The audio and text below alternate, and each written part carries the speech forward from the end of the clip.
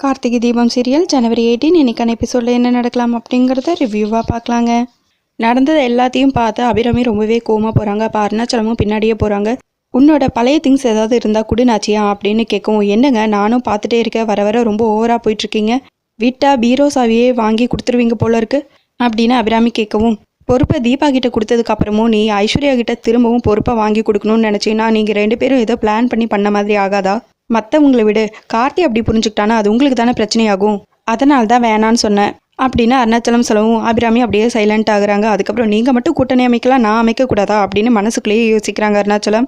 சரி உன்னோட பழைய திங்ஸ் ஏதாவது இருந்தால் கூட நம்ம கொண்டு போய் ஹாலில் வச்சிடலாம், தீபா எடுத்துகிட்டு போய்கிட்டோம்.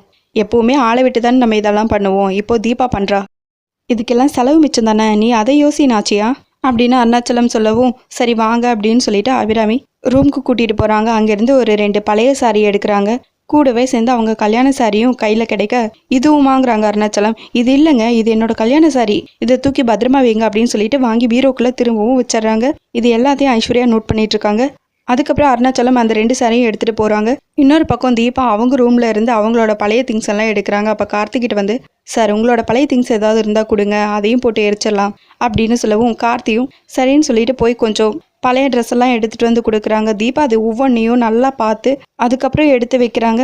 அதில் ஒரு ஷர்ட் நல்லா இருக்கும், அதை எடுத்து சார் இது நல்லா இருக்குது அப்படின்னு சொல்ல, இல்லைங்க இது நான் நிறைய தடவை போட்டேங்கிறாங்க கார்த்தி. பரவாயில்ல சார், பழைய துணி யாராவது கேட்டு வருவாங்களா, அவங்களுக்கு கொடுத்துடலாம் அப்படின்னு சொல்லிட்டு ஒரு ஷர்ட்டை மட்டும் எடுத்து வைக்கிறாங்க. அதுக்கப்புறம் தீபாவே அப்படியே கார்த்தி மெதுவாக பார்த்துக்கிட்டே இருக்காங்க. தீபா பொறுப்பாக இருக்கிறதையும் கவனிக்கிறாங்க. அதுக்கப்புறம் தீபா கீழே போகிறாங்க. அங்கே அருணாச்சலம் அந்த பழைய ட்ரெஸ் எல்லாம் எடுத்துகிட்டு வருவோம், மாமா கொடுங்க அப்படின்னு சொல்லி வாங்கிக்கிறாங்க. இது எல்லாத்தையும் நல்லா பார்த்துட்டிங்களே, எல்லாமே பழைய ட்ரெஸ் தானே அப்படின்னு கேட்க, ஆமாங்கிறாங்க அருணாச்சலம். சரிம்மா எல்லாருக்கிட்டையும் பழைய திங்ஸ் எல்லாம் வாங்கிட்டியா அப்படின்னு கேட்க, இல்லை மாமா இனிமேல் தான் ஒவ்வொருத்தர் ரூமுக்கும் போய் கலெக்ட் பண்ணுங்கிறாங்க தீபா. இல்லைம்மா வேண்டாம், நீ எதுக்காக அலைஞ்சிட்ருக்க, நான் எல்லாருக்கிட்டையும் சொல்லிடுறேன், அவங்க எல்லாரும் ஹாலில் கொண்டு வந்து வைக்கிட்டோம், நீ இங்கேருந்து எடுத்துகிட்டு போயிடுறவங்கிறாங்க அருணாச்சலம். தீபாவும் சரின்னு சொல்லிட்டு அபிராமியோட திங்ஸில் என்னென்ன பழைய திங்ஸ் எல்லாம் இருக்குது, இல்லை அதில் ஏதாவது யூஸ்ஃபுல்லாக இருக்குமா அப்படின்னு சொல்லிட்டு செக் பண்ணுறாங்க. அதில் ஒரு சாரி அபிராமியோடது நல்லாயிருக்கும், இது நல்லா இருக்கே, பேசாமல் இதை கொண்டு போய் யாருக்காவது கொடுத்துடலாமே, இதை கொண்டு போய் ரூமில் வச்சுட்டு வருவோம் அப்படின்னு சொல்லிட்டு அந்த சாரியை மட்டும் எடுத்துகிட்டு ரூமுக்கு போகிறாங்க. ஐஸ்வர்யா இது எல்லாத்தையும் நோட் பண்ணிகிட்டே இருந்தால் அபிராமியோட அந்த கல்யாண புடவையை எடுத்துகிட்டு வந்து எரிக்க போகிற பழைய துணியில் வைக்கிறாங்க. அருணாச்சலம் ஃப்ரெண்டில் உட்காந்து மொபைல் பார்த்துட்டு இருக்காங்க. அந்த கேப்பில் ஐஸ்வர்யா பின்னாடி போய் இந்த வேலையை பண்ணிடுறாங்க. தீபாவும் ரூம்ல இருந்து வரதை பார்த்ததும் ஐஸ்வர்யா அங்கேருந்து ஓடிடுறாங்க.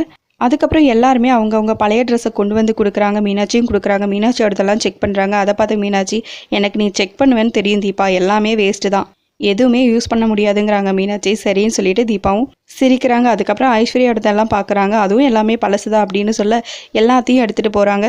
சரிக்கா நான் போய் எல்லாத்தையும் ரெடி பண்ணுறேன், அதுக்கப்புறம் நீங்கள் எல்லாம் வாங்க அப்படின்னு சொல்லிட்டு தீபா அங்கேருந்து வெளியே போகிறாங்க நெருப்பு போடுறதுக்கு. கொஞ்ச நேரத்தில் எல்லாருமே கூப்பிடுறாங்க. எதுக்காக தீபா எல்லாரையும் வர சொன்ன அப்படின்னு கேட்கவும், கொஞ்ச நேரத்துலேயே தீபா எல்லாரையும் கூப்பிடுறாங்க. அதுக்கப்புறம் எல்லாரும் வெளியே வராங்க. எதுக்காக தீபா எல்லாரையும் கூப்பிட்ட அப்படின்னு கேட்கவும், மாமா ஒவ்வொருத்தரும் அவங்கவுங்க கையால் ஒரு பழைய துணியை எரிக்கணும் அப்படின்னு தீபா சொல்லவும், எதுக்காகங்கிறாங்க. நம்ம எப்படி தேவையில்லாமல் வீட்டில் இருக்கிற பொருளெல்லாம் வெளியே கொண்டு வந்து எரித்து வீட்டுக்கு வெள்ளை அடிக்கிறோமோ, அதே மாதிரி நம்ம மனசில் இருக்கிற கெட்ட எண்ணமெல்லாம் எரிஞ்சு மனசும் வெள்ளை அடித்த மாதிரி இருக்கணுங்கிறதுக்காக தான் இந்த போகி பண்டிகை, அதுதான் ஐதீகங்கிறாங்க தீபா. இதை கேட்ட அபிராமி, அப்போ எங்கள் எண்ணமெல்லாம் கெட்ட எண்ணம்னு சொல்ல வரியா அப்படின்னு கேட்கவும், ஆமாம் அவங்க யதார்த்தமாக தான் சொன்னாங்க, நீங்கள் ஏமா இதை பர்சனலாக எடுத்துக்கிறீங்கிறாங்க கார்த்தி. அருணாச்சலமும் அதே மாதிரி தீபாக்கே சப்போர்ட் பண்ணி பேசுகிறாங்க. அதை கேட்டு, ஆமாம் எல்லாரும் எங்கிட்டயே வாங்க, அவள் சொல்கிறதெல்லாம் பெருசாக தெரியாதுல்ல, சரி விடுங்கப்பா நான் இனி எதுவும் பேசலைங்கிறாங்க அபிராமி. அப்படியே சைலண்ட் ஆயிடுறாங்க. அதுக்கப்புறம் ஒவ்வொருத்தரும் பழைய துணி எரிக்கிறாங்க. தீபா ஒவ்வொருத்தருக்கா ஒவ்வொன்றா எடுத்து கொடுத்துட்ருக்காங்க. என்னடா இவ மொத்தமாக போடுவான்னு பார்த்தா இப்படி மொத்தத்தையே எடுத்து எல்லார் கையிலையும் கொடுத்துட்ருக்கா, ஒரு வேளை கண்டுபிடிச்சிருவாளோ அப்படின்னு ஐஸ்வர்யா யோசிச்சுட்டு இருக்காங்க. எல்லாரும் ஒவ்வொரு பழைய துணியை எரிச்சதுக்கப்புறம் தீபா கரெக்டாக அபிராமியோட கல்யாண சாரியை தூக்கி நெருப்பில் போடலான்னு சொல்லி போகிறாங்க. அதுக்குள்ளே அபிராமி அதையை பார்த்துறாங்க. அச்சச்சோ இது என்னோட கல்யாண புடவை அப்படின்னு சொல்லிட்டு வேகமாக போய் நெருப்பில் இருந்து எடுக்கிறாங்க. பரவாயில்ல அத்தை, நெருப்பு பிடிக்கல, அதுக்குள்ளே நீங்கள் கரெக்டாக எடுத்துட்டீங்க அப்படின்னு மீனாட்சி சொல்லவும், இவ வேணும்னே தான் இந்த மாதிரி பண்ணியிருக்கா, என்னோட கல்யாண புடவை நீ எரிக்கிற, இது எப்படி இங்கே வந்துச்சு, எல்லாம் உன்னோட வேலை தான் அப்படின்னு அபிராமி தீபாவை திட்டவும், தீபா அப்படியே ஃபீல் பண்ணி நின்றுட்டு இருக்காங்க. அதை பார்த்த கார்த்தி, அம்மா எது எது வேணும்னு நீங்கள் தானே எடுத்து கொடுத்துருப்பீங்க, அதில் எப்படி இந்த கல்யாண புடவை வந்தது அப்படின்னு கேட்கவும், எனக்கு தெரியலப்பா, நான் தேவையில்லாத ட்ரெஸ் எல்லாம் தான் எடுத்து கொடுத்தேன், உங்கள் அப்பா கிட்ட தான் கொடுத்தேன் அப்படின்னு அபிராமி சொல்ல, அத்தை எனக்கும் தெரியல அத்தை, நீங்கள் கொடுத்ததை தான் நான் இங்கே கொண்டு வந்து எரித்தேன், இதில் எப்படி இந்த புடவை வந்ததுன்னு எனக்கும் தெரியாத அத்தைங்கிறாங்க தீபா. நீ சும்மா நடிக்காத, எல்லாமே உன் வேலை தான் அப்படின்னு சொல்லவும், அம்மா எதுக்காக தீபா அந்த மாதிரி வேலையெல்லாம் பண்ணணுமா? தீபாவுக்கு இதில் என்ன கிடைக்க போகுது அப்படின்னு கேட்கவும், வேற என்னப்பா, நான் தான் பொறுப்பை கொடுக்க மாட்டேன்னு சொன்னல, அந்த கோவம் தான். அதனால தான் அவள் இப்படியெல்லாம் பண்ணிகிட்ருக்கா. என் மேலே இருக்கிற கோவத்தை இப்படியெல்லாம் காட்டுறா அப்படின்னு அபிராமி சொல்லவும், தீபா எப்போவுமே அந்த மாதிரியெல்லாம் நினைக்க மாட்டாங்க. அது மட்டும் இல்லாமல் என்னோட பழைய ட்ரெஸ் எல்லாத்தையுமே இன்னொரு வாட்டி செக் பண்ணி தான் அவங்க எடுத்துகிட்டு வந்தாங்க. அவங்க அவ்வளோ சீக்கிரம் எதையுமே தேவையில்லைன்னு சொல்லி எடுத்து போட மாட்டாங்கம்மா அப்படின்னு கார்த்தி தீபாக்கு சப்போர்ட் பண்ணுறாங்க. அருணாச்சலமும் நான் தான் ஏதோ மறந்து போய் எடுத்துகிட்டு வந்திருப்போம் போல இருக்குது, என்னோட தப்பு தான் ஆச்சியா அப்படின்னு சொல்லவும், எல்லாரும் அவளுக்கே சப்போர்ட் பண்ணுங்கள், நான் தான் எப்பவும் தப்பு அப்படின்னு சொல்லிட்டு அந்த புடவை எடுத்துகிட்டு அங்கேருந்து போயிடுறாங்க. என்னடா இது பிரச்சனை பெருசாக வெடிக்கும்னு பார்த்தா இப்படி முடிஞ்சிருச்சே அப்படின்னு ஐஸ்வர்யா யோசிச்சுட்டு இருக்காங்க. அதுக்கப்புறம் அருணாச்சலம் தனியாக நின்று யோசிச்சுட்டு இருக்காங்க. அப்போ தீபா வராங்க. என்ன மாமா என்ன யோசிச்சுட்டு இருக்கீங்க?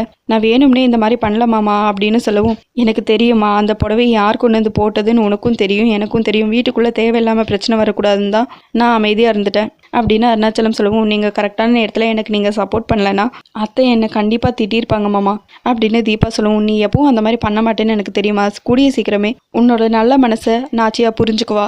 சரி சரி, நீ அங்கே ட்ரெஸ்ஸை வச்சுட்டு போனியா? யாராவது அந்த இடத்துக்கு வந்தாங்களா அப்படின்னு கேட்கவும், ஆமாம் மாமா, அத்தையோட சாரீ ஒன்று நல்லா இருந்துச்சுன்னு சொல்லி அதை என்னோடய ரூமில் வைக்கலான்னு சொல்லி போனேன், யாருக்காவது கொடுத்துடலான்னு. அப்போ தான் அந்த நீங்கள் கொடுத்த தேவையில்லாத ட்ரெஸ் எல்லாம் கீழே வச்சுருந்தேன் அப்படின்னு தீபா சொல்லவும், அந்த நேரத்தில் தான் யாரும் இந்த வேலையை பார்த்துருக்கணும். சரி விடுமா, நீ எதுக்கும் கவலைப்படாத அப்படின்னு அருணாச்சலம் சொல்லவும், தீபா அப்படியே அருணாச்சலத்தையே திரும்பி பார்த்துட்டு அங்கேருந்து போகிறாங்க. அதோட எபிசோடு முடிச்சிருக்காங்க. உங்களுக்கு இந்த வீடியோ பிடிச்சிருந்தா லைக் அண்ட் சப்ஸ்கிரைப் பண்ணி நம்ம சேனல் சப்போர்ட் பண்ணுங்கள். தேங்க்யூ.